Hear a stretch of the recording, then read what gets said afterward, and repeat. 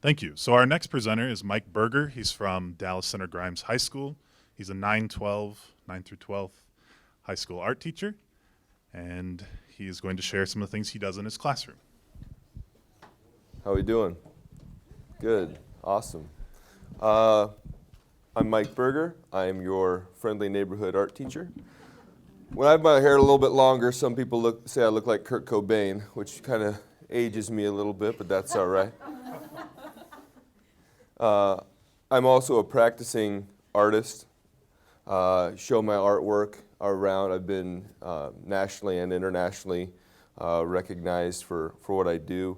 I like to ride my Harley, I take photographs, I do lots of things. Like my father before me, I'm in education. A lot of educators in my family. My family has been affiliated with Dallas Center Grimes since the mid-1960s. So working at Dallas Center Grimes is kind of like the family business. My dad was the shop teacher there, and now or industrial arts as it was called back in the day. And now I'm the art teacher there. I'm a lifelong Mustang. Grew up there, went to the University of Northern Iowa, got my first teaching job in Milford at Okoboji High School, then made it full circle all the way back home, having short stints at William Penn and Viterbo University along the way. If you're interested in following me on social media, I've got my Facebook page up there for my class. And I'll talk about that more as the presentation goes.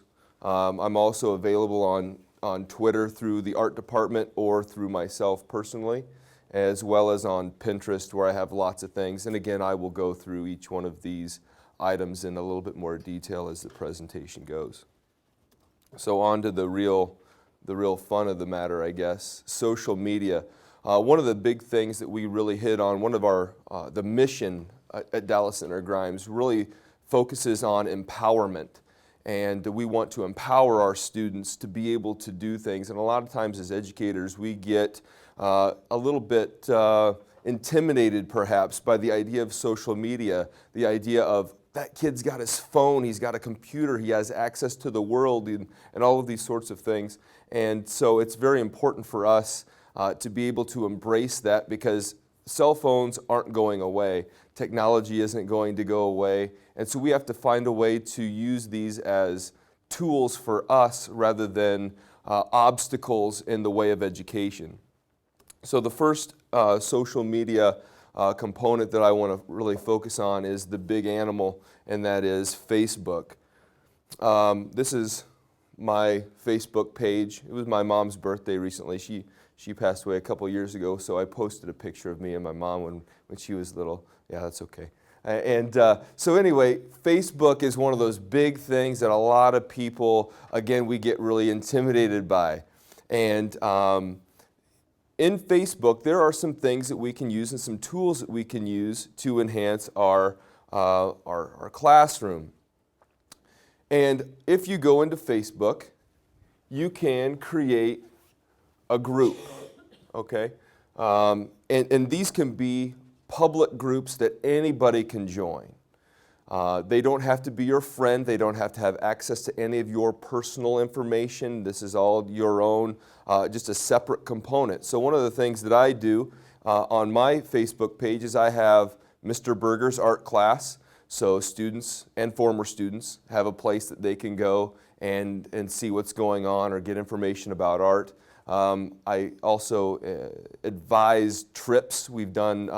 I've advised a trip to Washington, D.C. with our 8th grade in years past. I've also advised international trips with my art students, and I've been to many countries over the years with my art club kids for international travel, as well as the high school yearbook advisor. So there are lots of applications for this and a lot of wide ranges. Looking at the page, you can organize things in a lot of different ways. But again, if you go to the toolbar that's on the left-hand side of your page, you can find these other pages and access to those that way. And so for me, my yearbook page, I'm able to get information out on dates, times, when things are due, seniors getting their senior photos in, all these kinds of applications. As well as in my classes, for example, Mia Lin, who is the designer of the Vietnam War Memorial in Washington, D.C., is going to be at the Des Moines Arts Center and in the coming months. And so I put this link on there so my students and former students would be able to have access to that. If that's something they're interested in viewing, there's a link, how to register, and it's all ready to go right there on my page so people can view that. Are there any questions on things in regard to Facebook?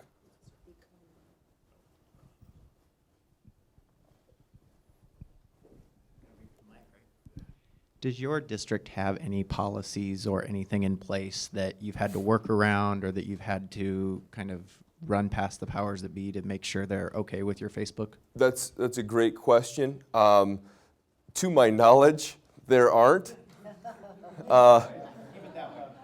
So if there's any administrators watching this, I have all the permission necessary. No, but in all seriousness, our school does have a Facebook presence. We have a very open social media situation there. Again, it's very safe. It's very protected. Everything is very open. All of my administrators follow me, so I would assume that they know exactly what is going on with my activity and my accounts, although it could vary from district to district, and I'm sure that there are some districts that have a little bit more of a policy than at least I'm aware of it at my school, yes. What about parents? Did you have to get permission from parents to put stuff about their students out there? I do not put anything specifically about students on my page or on these pages with Facebook. It would be no different than a kid going on and wanting to follow Starbucks or McDonald's or whatever corporation or company that they would want to follow. All they've got to do is click like on it, and then every time I post something, then they get the information onto their page feed when they look at that. So I don't put anything specific about students. I don't put photographs. Our school does have a policy as far as photographs. You have to have 3 students, and they can only be identified by a first name.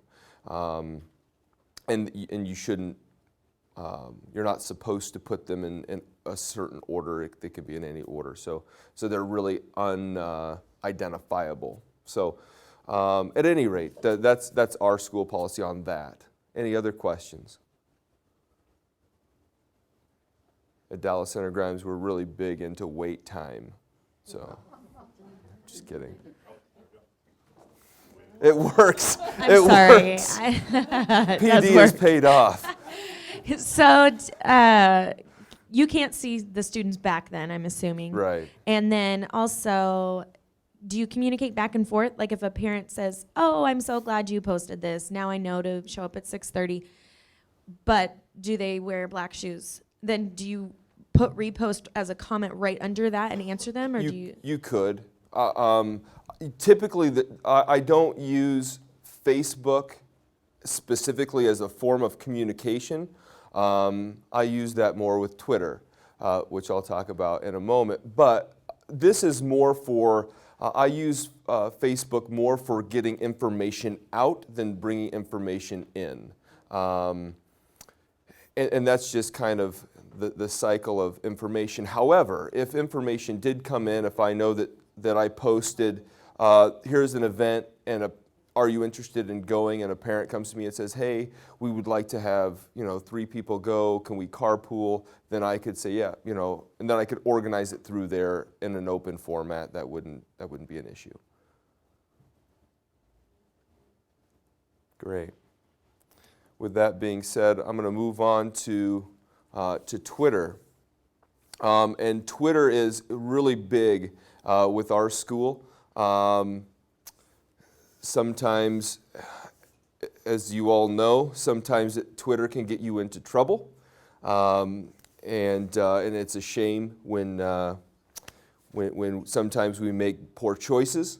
However, Twitter can be a form of social media that can really be a useful tool, again, when used correctly. Dallas Center Grimes uses Twitter in, they have their activities account, they have a district account. Each of the buildings has their own account so they can get information out to a select group of students or parents. All you've got to do is follow that group and you're getting those things. You can always, if you are on Twitter, you can use this hashtag here, which old school, I call it a pound sign, but HAEA TIC, HAEA TIC, and you can hashtag to that, which I've done today already, and you can go into a group, you can search that hashtag, and you can get all the information that's going on today as we're going through the presentation. Watch my phone start rattling because I'm following the Heartland's feed on that today. So at any rate, with this, on my personal account, I'm able to get information out. I follow a couple people, artists. I follow former students. I follow some administrators. I follow things through the school and school buildings and things of that sort. We've used it for all kinds of different presentations and things like that, but I also have used it for other entities and other groups. And for example, our volleyball team posted on a student that got some recognition and some honors. So I can repost those sorts of things and accolades from our yearbook site. I can also tell my seniors, hey, you need to get stuff turned in, get things posted. Then you can start a bit of a thread where it's like, oh, what do I have to have? What do I need? And you can get that information out really quickly and effectively to a pretty wide audience. I also have one for the art department, as I mentioned earlier in my presentation. And again, if I see something on the news, I see something that's topical that I think that students would be interested in. The other nice thing about communication in this regard is that it's a very open forum. You can have private chats and things like that through Twitter. I only use it as an open format for discussion. I think that that's probably the most appropriate way to use it. However, for this in this capacity at any rate. And so we use it to get information out to students, to parents. We also use it as a way of formative assessment.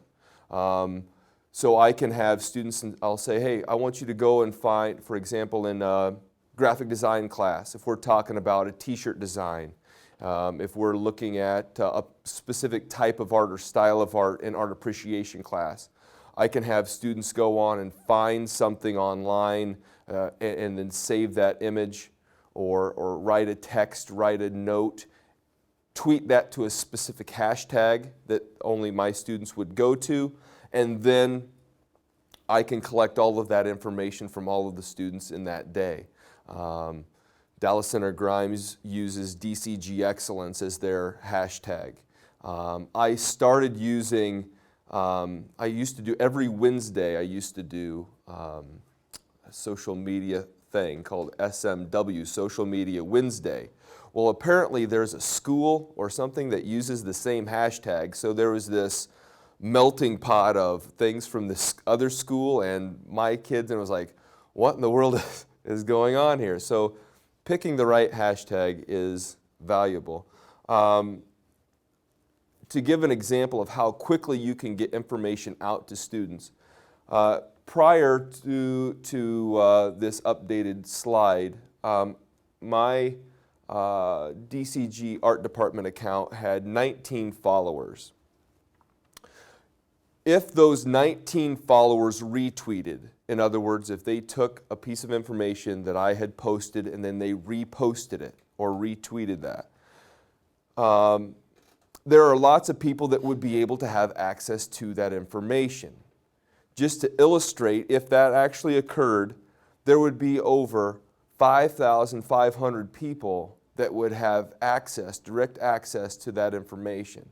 So not only are we providing content that we find important for our students to get out, but now we're educating a huge mass of people. So instead of saying, you know, art is important, this music is important, this content is important, this information is important for our students, but I think it's maybe valuable for the general public. And so now, instead of just a couple hundred kids that are in our classes, perhaps, at tops, now we've got thousands of people that are being able to look at this information and be able to see what's going on in our classrooms and see the valuable information that we're providing for students. Does anybody have any questions on Twitter?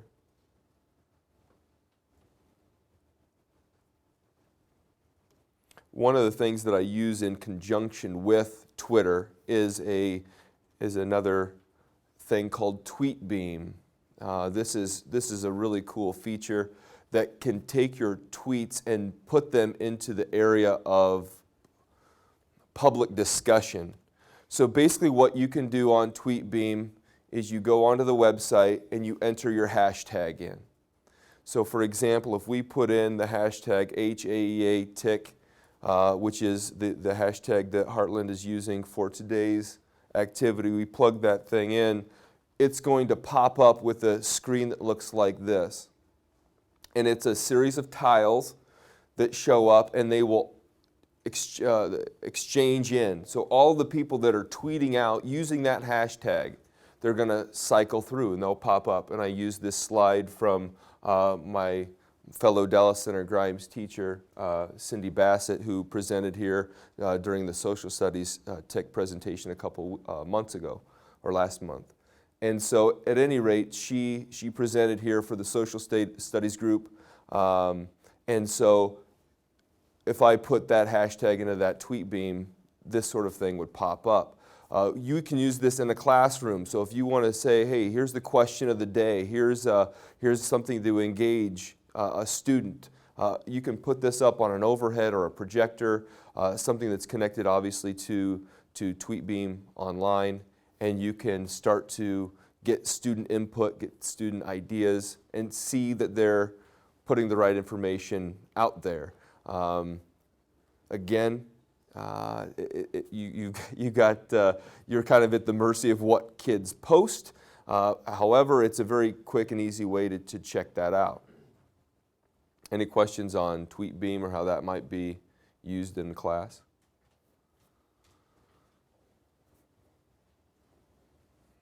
On to probably, arguably, my favorite, Pinterest. My friends, and I use the word friends loosely, give me a hard time because I am, in the summer, I'm as bad as a suburban housewife when it comes to Pinterest. I am a Pinterest fool. And I'm probably, well, I'm not even going to say anything else. I love Pinterest. Other than that, it's pretty self-explanatory. My Pinterest page is like, I pride myself. There's a fellow teacher at Dallas Center Grimes. She's like, wow, you've got a lot of pins. And I had heard through the grapevine that she was trying to catch up with my pins. And so I will spend an entire Saturday pin, just so she can never catch me. I'm that competitive. That is true. But I like to think that my boards, and each one of these boards, these little groupings is called a board, and you put pins onto the board, just like a bulletin board type idea. One of my good friends who is a shop teacher at Dallas Center Grimes always gives me a hard time about my Pinterest page and the amount of time that I put into it, until he started to see that there was a way to apply this to what he was doing. And then all of a sudden, it became like, wow, that's interesting. But a lot of people use Pinterest almost in reverse. A lot of times people use Pinterest in its own site. So if you want to find things on Pinterest, you go to Pinterest and you search Pinterest and then you post things that other people have posted only on Pinterest.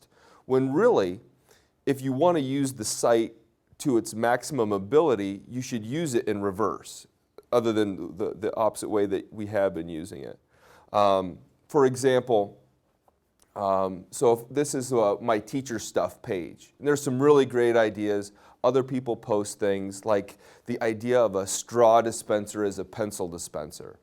What a great idea. Take those old school straw dispensers, put pencils in it, and have that as a way for kids to get a pencil without having to ask. And there it is, quick and easy, ready to go. Great idea, found it on Pinterest, posted it on Pinterest. But one of the things you can do is if, let's say I'm searching online and I find something that I really like, there's a little icon that you can have added as an attachment to the upper toolbar on onto your desktop or your whatever computer you're using. And a lot of times they're coming up with these pin it type icons on various pages.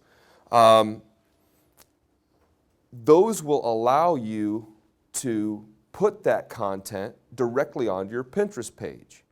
So instead of saying, I'm going to look just in Pinterest and posting things, now I can say, okay, I found this mug on Vincent van Gogh Museum in Amsterdam, but I know I don't have a trip planned there anytime soon, but my birthday's coming up. I really want to make sure people know that that's something I'm interested in. Boom, I can put it on my buy me this for my birthday board, and now my kids know what to get me for my birthday.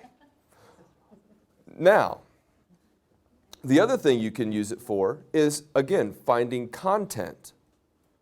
We can use that to find, if we're looking at an article, we find an image, we find something that we want to save, and we want to be able to come back to that, and we don't want to have to bookmark everything. Well, now we can just pin that thing, we can put a link to it, and it's going to save it onto our Pinterest page. We can come back to that at another time, and it's all going to be organized based upon what we're looking at. I teach drawing, painting, ceramics, sculpture, graphic design, digital photography, AP classes. These all require different avenues of thought, different things that I'm thinking about, different projects I'm looking at, maybe different examples for things. And I want to be able to keep all of those different animals separate. And if I have a student that's going to come and look on my Pinterest page, I want them to be able to know, okay, I'm in sculpture class, where am I going to find the sculpture stuff? Well, go to that board and you're going to find it. So this is going to keep things separated for me, as well as other people that are going to possibly be looking on my page as we go. I have things like a board for still lives. I have students where it's like trying to find images for specific things. Sketchbooks. Kids are always like, well, how do I sketchbook? Well, here's some ideas on how to do that. I also teach an art appreciation class, which is in conjunction, it's a dual credit class with DMAC. And in that Art 101 class, I have my kids create their own art appreciation boards as we're doing research on art historical pieces, they're doing research, and I can double check that by saying, okay, find an image of something from post-impressionism. We cover the artists that are covered. Okay, now you find your favorite one, and I want you to pin it onto your board. So now that they've created a bit of an art gallery, so now I can go back and I can double check that. Maybe you could post literally anything. You could post YouTube videos. You can post anything on there. So it could be there's applications to music, to theater, anything visual. Lots of applications. And again, I use these boards in my classroom, not only for art appreciation type classes, but also for extracurricular things like my yearbook. So here's my yearbook board, and we're doing a kind of a jazzy sort of theme this year. So there's lots of pins that have to do with these really bright primary colors, primary and secondary colors, and kind of this jazzy feel about it. Well, what I can do is I can give my students access to that. So not only am I putting things on the board, not only am I collecting information onto that board, now I can put students on there. This is from an earlier presentation, and I had my daughter go on there. So that's my daughter's Pinterest account. And so she found this image and really liked the layout of this. And so Brooklyn said, you know what, I like this. I kind of like this layout. And so she pinned it. Now I know who pinned it. I know what she's interested in, and then I can follow up with that. Now, would it maybe be better if she pinned it on her own board and her own page? Well, sure. But now we have a collective where all the students are putting things into one collective. Any questions on, yeah? Just wondering, with a grouping, I've been trying to do that. We're trying to do one for the art department. Mm-hmm. Now, can I allow them access to the whole Pinterest? You have to do each individual board, right? Yes. Ah, okay. So yeah, and that's kind of where it becomes sticky. You can have boards that are private, where only you can see them, and only certain students can see them. You can also have boards that are only accessible by specific students, but for every board you have to allow them access into each one individually. So if you have a whole, if you have 7 or 8 boards that you want them to have access to, you would have to do each one individually. Good question. Any others?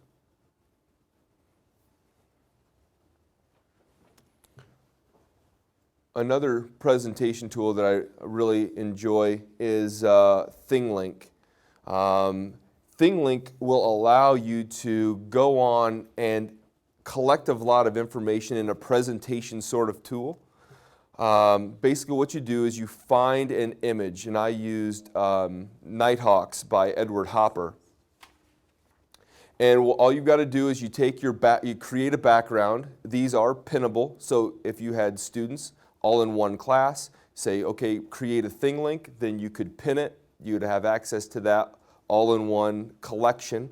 So then you don't really have to go through the trouble of having to collect each one individually. They can just pin it onto a board maybe that they're all a member of. Then from this ThingLink page, you can see the little white dots that are on there. And each one of those white dots connects to a certain thing. You could have it go to a web page. You could go to a YouTube video or a Twitter feed, Facebook, Pinterest. It can go to all sorts of things.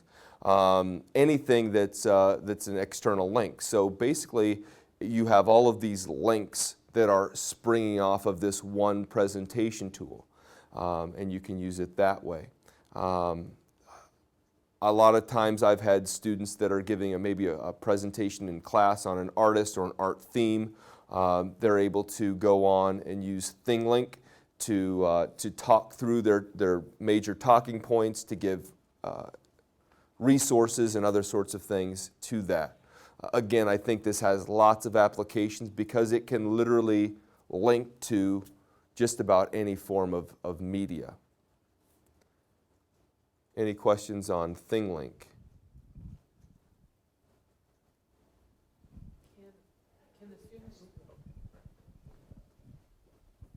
Can your students, could they write their own thing, like and scroll over that dot, and then information will show for research that they did too? It doesn't have to necessarily be an external link. It could be their own generated document.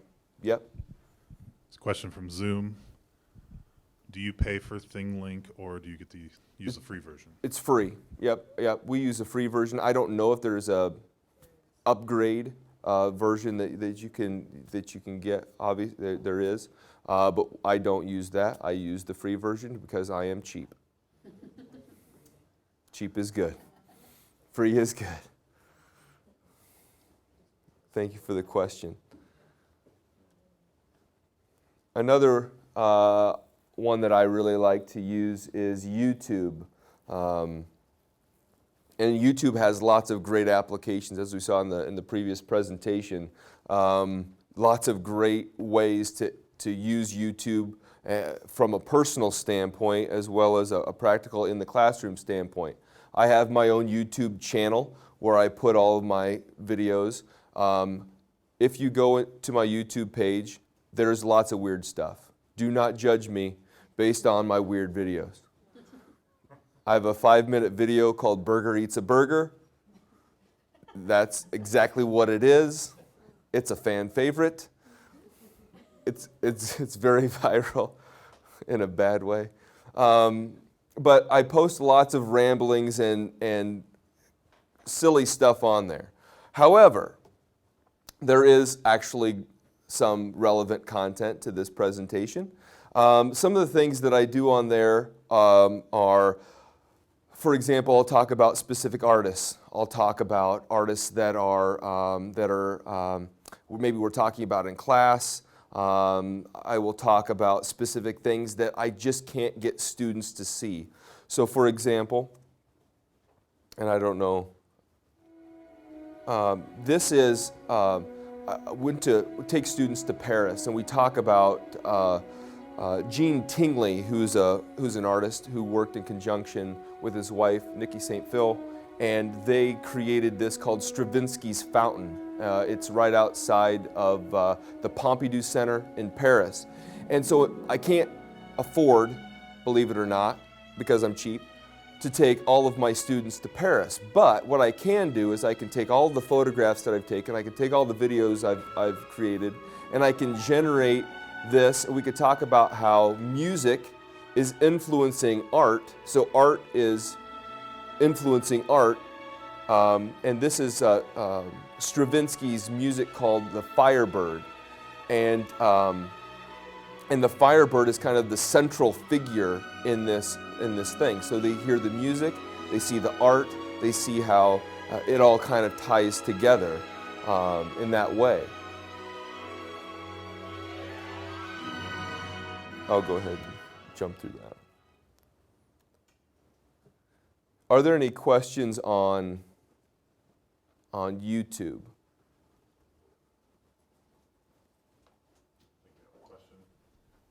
We have a question from Zoom. Does Mike use these tools for informational and communication purposes, or are these used by his students in the classroom as well? They are. I don't know if that's in regard specifically to YouTube or in general, but I would say both are true. I create YouTube videos for myself to get information out. For example, if I'm not in class, like today, my kids are still getting direct content and direct instruction because they're playing they're playing a video that I have on my desktop. They click play and they get the direct instruction. I also have students generating museums, an art museum as a project.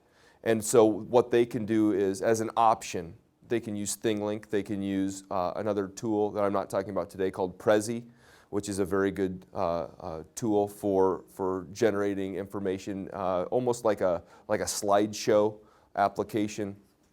But also YouTube, making YouTube videos, because some kids would prefer to be in front of a camera, and some kids would rather make a presentation type tool like ThingLink or Prezi. So both are true. The next item that I want to go into a little bit is a device that we have at the school called Swivel. And this is obviously something that you may or may not have at your school, but I would encourage you, if your school has the means and you're looking for good ways to invest technology type dollars, a Swivel is a great resource to look into. Basically what you do is you take this swivel device, it's on a stand, and you hold this, it looks like a remote clicker. And the remote clicker has a little, like a GPS type thing in it. And the base literally will swivel, bend, pivot. So if I walk around the room, my iPad is going to follow me. Well, if I want to create a video, if I want to create something in my classroom, I can do that on a swivel, and it will capture it, and it will directly go from my iPad device onto a Swivel account. And I'll talk about that in a moment. But again, as far as application goes, you could do a tutorial in the round and not have to worry about somebody running the slideshow or making sure that the camera operator is going to follow you as you go. This could be, applicable to an art classroom where you have stations and you go from station 1 to station 5. How are you going to get there? Well, you can physically make a video, show the kids, here's the order, here's where you go, here's step 1 through 5, here are the stations, and you're just going to rotate around and you can show them the whole rotation. Maybe it's explaining to kids how to go off and on a stage during a music performance. Well, you can demonstrate that going back and forth across the stage without having to have a camera operator. It could be in a physical education setting, going around the gym and showing kids, okay, here's where you're going, here's the rotation. Using a device like this could be used for that. And again, once you create the video, it will automatically go to the cloud and create an email, and it will send you an email. And it'll say, okay, Mike, your Swivel account, your video has been processed and it's on the cloud. Go to that link, boom. All I got to do is download that. I can put that on SchoolCube, I can put that on YouTube, I can put that anywhere that I want for my kids to have access to, or for me to be able to go in, download, edit, and then use in whatever sort of application that I choose. We have a couple of these in our district that they're used in a normal classroom setting, and I use the word normal very loosely, but we also use them in our construction classes, we use them in our music classes, we use them in, our teachers have access to use them in a wide variety of settings. Are there any questions on this device?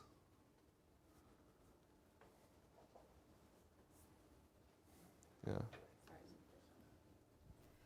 Because I'm cheap too. Yeah. Do you know the costs? Or because I just Amazoned it. Yeah. So it's like $500 for the robot, but you have to have other stuff also, right? Right. Well, I don't know what it all includes because I did not purchase it. It all came through our technology department, our technology team. However, the base, I know that the little remote thing, they have other remotes that you can turn off and on. And so you could actually, if you're doing a co-taught situation, you could actually flip between the two, and the device will go between the two speakers if necessary. So there are lots of different applications that I don't know the price point for each specific item, but you could probably find that online, I would imagine. I want to share out too. We actually have, I think, 4 of them here at Heartland that can be checked out. It comes with the swivel, and it also comes with a camera. But it does not come with, like, if you wanted to capture video using a device, you would need to use like an iPad or something. It doesn't come with that, but it does come with a camera that has a quick connect and a tripod. Okay. So all that comes in a case, and you just need to contact your instructional technology consultant for your region, and we can check that out for you. You can't actually check it out yourself. It had to go through one of us. So there's a great resource through the AEA. So, and again, we use it. I use it quite often to make some of these things that I'm producing for my class. So, so that would obviously save on the expense of having to purchase one inside the district. One of the other ways that you can collect and distribute information, whether it is Google Docs, videos, or whatever it is that you want to generate and get out to the masses, or have students to collect their things and to be able to view that in a quick and easy way, is a Symbolooh page. At Dallas Center Grimes, we use a Symbolooh for our district distribution of information, as well as our own classroom distribution of information. And so there are lots of applications for this. This is a kind of a blank Symbolooh page. We typically use Symbolooh.edu, which is the educational version of the site. However, there is just the regular Symbolooh.com that also works. But again, we use Symbolooh.edu, and on each of these boxes, or each of these pages, is a grid of tiles, and each tile comes with the personalization of information. So if you go to our school website, you would have all of the teachers in our high school with their own individual tile, and that will take you to their individual page. So for example, I'm sort of known for wearing a shirt and tie. I wear a shirt every day, believe it or not. But I also wear a tie every day, and so I am the shirt and tie icon instead of the paint palette like my co-art teacher in the district. And so once you click on my shirt and tie thing and you go to my Symbolooh page, there's lots of information on there. I have links to different things that I use for my graphic design classes. I have links to things for my yearbook kids. I have links for syllabuses and my calendars and all that other stuff that I want kids, parents, anyone to be able to access. Whether it's through a critique or whatever the case may be, everything that the kids are going to need is right here on this page. Now, going back to some of the other things we've talked about, I could make a separate tile for each one of those ThingLinks. I could make a separate tile for each of those YouTube videos or Pinterest pages or things like that that are very specific that I want kids to go to. I can change this out nonstop. So if I want to be able to personalize it for a class or for a section, I can certainly do that as well. And I can make separate pages for separate classes and just give the kids the URL link to those things. Are there any questions on Symbolooh?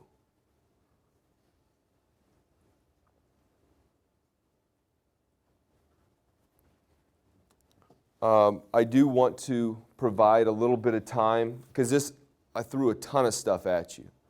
But I do want to provide some time for you to process, generate at your own table, at your own leisure a little bit, to be able to think about, do you want to use Symbolooh? Do you want to set up a Symbolooh page or a Facebook page, whatever the case may be, to be able to build a little bit on your own. I think that that's always a valuable thing. And as you're working, good luck. Make sure if you have questions about any of this stuff, I'm sure there are a lot of people that are equally as knowledgeable as I am. However, you do have my contact information. Please feel free to use it and get a hold of me. And if I can help, I certainly would love to be able to. Any other questions? Give him a hand. Thanks. Thank you, Mike. Thank you.